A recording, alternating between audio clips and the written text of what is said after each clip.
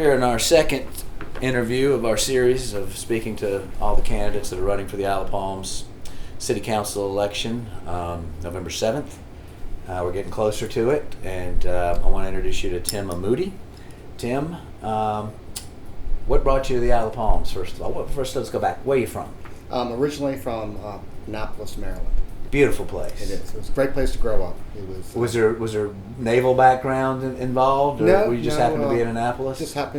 My parents just happened to settle there, and Okay. that's where I grew up. Yeah. So I was very fortunate we didn't move around. That's where I stayed until I'd left the house. And where did you go from there? From there, I went to school in Roanoke College Okay. in Salem, Virginia. And then I met my wife, to-be, and she's an optometrist. And I moved up to Philadelphia her final 3 years. And that's Okay. where we lived. And then A lot different than Roanoke and Annapolis. Oh, definitely. But it's similar as well, colonial kind of Yeah. atmosphere. Very pretty. But, No, my mom lived there for a little while. It's a nice little town. mhm. But what brought us down here was we wanted to go south, but we didn't want to go to Florida. Yeah, I hear that a lot. Yeah, and so we came down here and visited on Labor Day of 1989, right before Hugo hit. Yeah. So we fell in love with the place and decided this was going to be where we'll give it a shot, give it a go. So after in 1990, when we moved down here, we moved into a small apartment over top of a house on the Isle of Palms, Okay. and we've never left the Isle of Palms. Okay. Right. About to say, it's tough to raise a family in a small Yeah, apartment. it was over a tight. garage. It was about as big as this room, but it was functional, and we loved every minute of it. There's not as many long-term rentals on the island as there used to be, and it kind of changes the character of the island because some of those times those guys are pretty fun people that are the ones that can afford to rent. I think that's something that gets lost, and hopefully with the capital of short-term rental, the unintended consequence, maybe people will put their houses on the long-term rental market. But like I say, we enjoyed it where we were.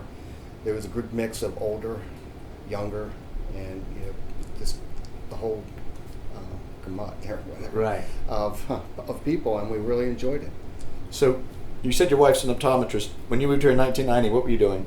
I was framing houses. Still doing that? No, I gave that to a young man, so I can't. It is a really young Yeah, man's really. game. Enjoy construction. I love working with crews and and getting something done.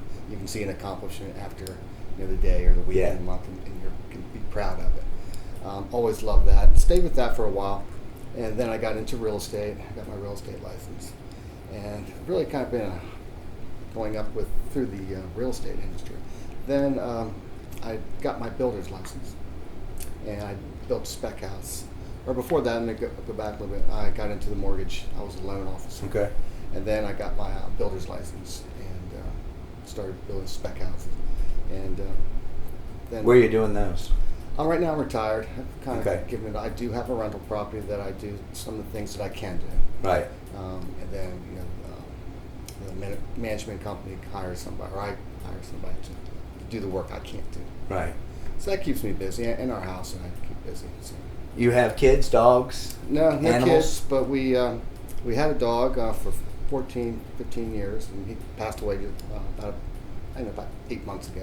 It's brutal. It was. It's tough to overcome it. Mine, I just got 2 more maybe. Well, I say I just got them. I got them 3 years ago, but it was tough when mine passed away to Oh, it get was. some He more. was. He was my buddy. He Yeah. went everywhere I went. But we've kind of adopted a cat. I never had a cat before. Yeah, And they're fun. The cat kind of adopted us a little bit. In the neighborhood, decided to just come to your house. He did, and he's more of like a dog than a cat. He'll follow me in the yard and just lay down if I'm pulling weeds or something.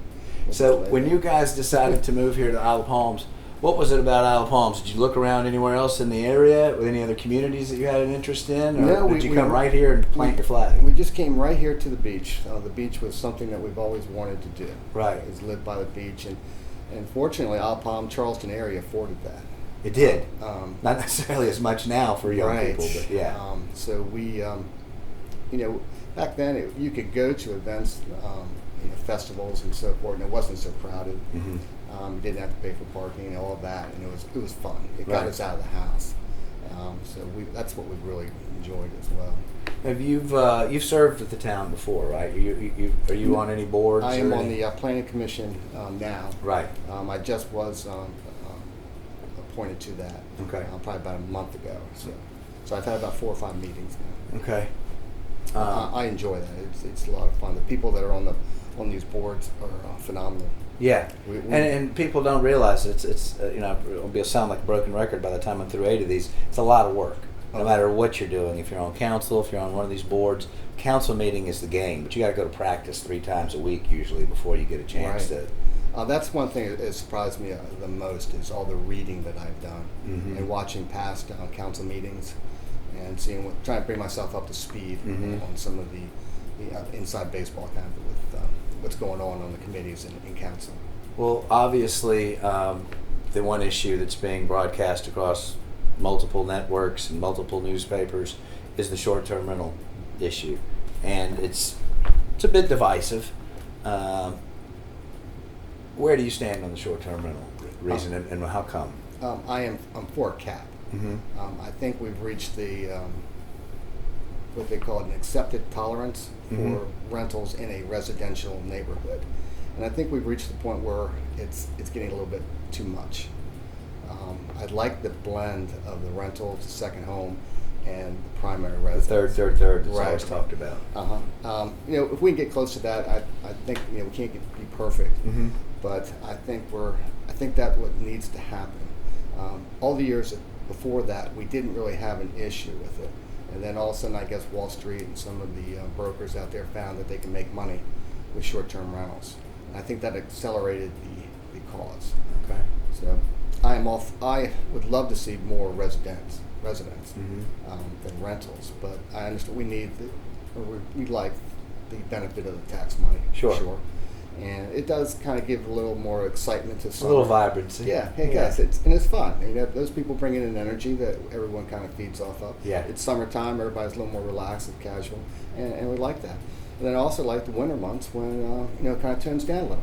You say that, but the 25 years I've been here, that was the truth. The season didn't start until what's the outdoors thing that comes here every year? The Seaweed Festival. Yeah. And now, I don't know when it stops, frankly. That's true, because they market it for weddings and bachelor parties and all sorts of venues that are maybe a long weekend, and I think they're taking advantage. They market it very well. I have to give Charleston Visitors Bureau credit, but we've been discovered, so we need maybe turn it down a little, and maybe use some of that ATAX money to help with the wear and tear that's on the island. Right. So.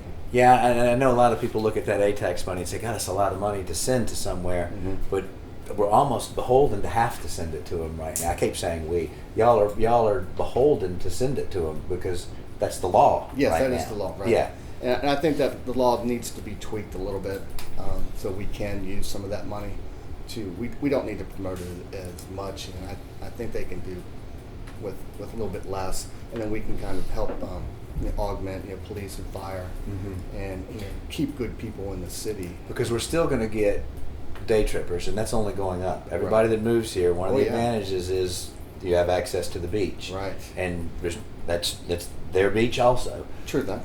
And so it would be nice to be able to use some of that money to take care of the positions that come up there. On some of the busier weekends in the summer and the holidays, the trash on Palm Boulevard is really outrageous. And we saw, the crazy, insane event of, with the kids on the beach that weren't being monitored well enough. Right.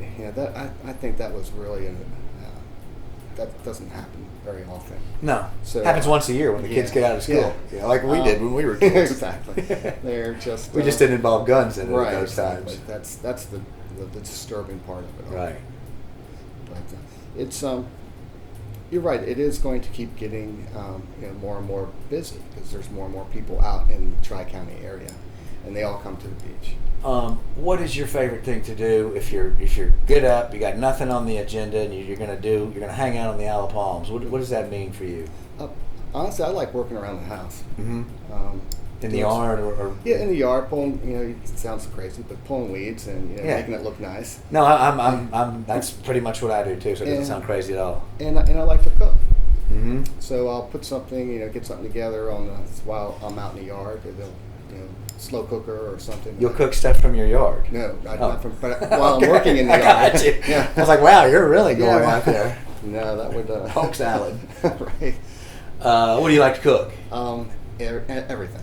I like comfort foods. Not like casseroles the best. Yeah, well, it's getting to that weather right now. Right. So the last thing I made was a cabbage soup with some Italian chicken sausage in it. It's pretty good. Gotcha. But I also have my own pizza oven. So Oh, those are the thing right now. it was great. Yeah. It was the best thing I ever bought. My wife bought it. So we talked a little bit about the short-term rental issue. What else? What was your main motivation to say, you know what? It looks so much fun to be involved in this politics. I'm going to jump in, and I want to donate all this extra time that it's going to take to be Right. effective. What made you think this is for me? Tired of being on the sidelines and always, complaining about it. Okay. So, it's time to put up or be quiet. Okay. And I decided to get in and see if I can make a difference. Because I really think our island's kind of slipping away a little bit with the short-term rentals, and we're losing our family vibe, our friendly vibe, slowly but surely. And then once it's gone, it's going to be gone, and we won't be able to get it back. And that's what really troubles me. And I also like to bring back a little more, I'm not angry against anybody. If you have a different point of view from me, I'd love to hear it, because I don't know all and see all. Sure. I'd love to hear from everybody.